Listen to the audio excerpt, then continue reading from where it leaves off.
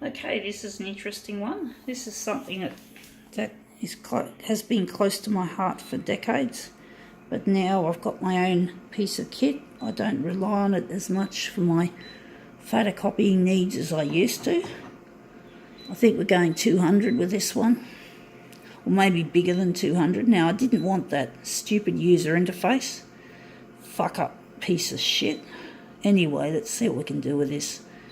We can make it look really nice, this one. But it brings back memories, I guess. We'll see what we can do with it. No, we don't want to do that. Don't want to strip the yellow out of this. Silly me. Clumsy. So we're just going to make all these colours go up. What is this? Ah, hang on.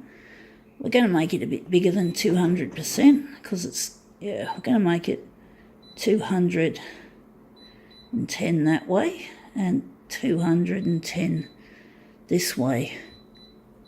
So what is it we've got? We've got something. We've got here, welcome to your library. So this is where photocopiers were found. I always used, a library is a great place because it's a place where photocopiers commonly reside. And basically, yeah, you can get had so many good days and good times just fucking around with photocopiers at the local library or libraries. So yeah, first time I saw a photocopier was, yes, at a library. Yeah, so that's one of the most common places you find photocopiers, especially in this day and age when there are very few self-service photocopy shops around. Extremely rare. Now that looks interesting. So self-service copy shops are extremely rare, and basically, so when are we going to use this? So they're really rare. So the only places you can really find self-service photocopiers commonly is either at a library or at an office works, a chain of stores that sells office supplies and other shit. And basically the office works has photocopiers.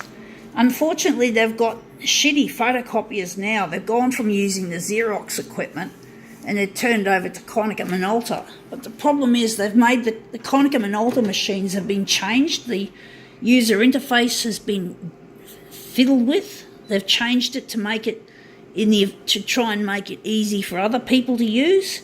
So to try and remove some of the features that might potentially cause confusion amongst the people who use it. But unfortunately, like a lot of these features here, like you'll often see things like RGB, hue, contrast. I don't know if the contrast is there, but RGB, hue and colour balance, if I remember correctly, are not available on these machines.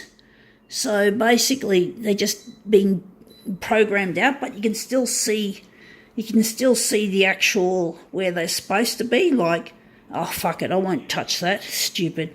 But basically you can see where they used to be. There's still buttons, but there's nothing on the buttons. You can't use them, which really pisses me off because it makes the machine really boring and really, you can't do hardly anything with it. It's a pain, it's horrible.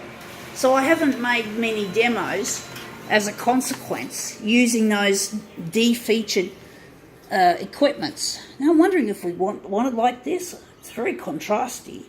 So basically these de-featured equipments are basically, yeah, they're just really boring. It's like, fuck, what can I do with this fuck? I can't even adjust the fucking colour balance. And if you can't adjust the colour balance, you can't do much. So I'm really pissed off that they've made it like that.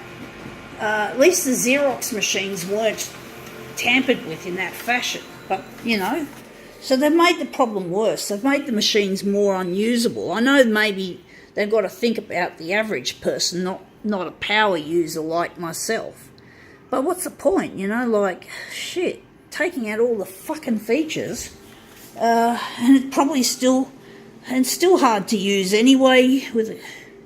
It's not an easy system to work out, like with the card reader and the auto loader and that shit, if I remember correctly. I can't remember off the top of my head exactly what my experience was with the autoloader and the I don't know if we had it has an autoloader, and then you have to scan the card, or not scan the card, you have to swipe it or put it in a slot. I've forgotten how it exactly works, so don't quote me.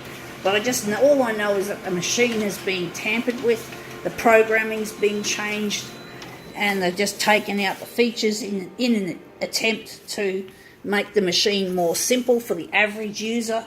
So, why would they want to consider a power user? Because power users are pretty rare.